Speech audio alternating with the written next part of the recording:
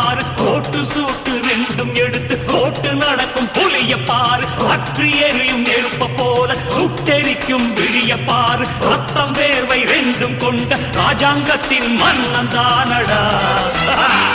இவன் பேருக்குள்ளே காந்தம் உண்டு உண்மைதானடா இவன் பேரு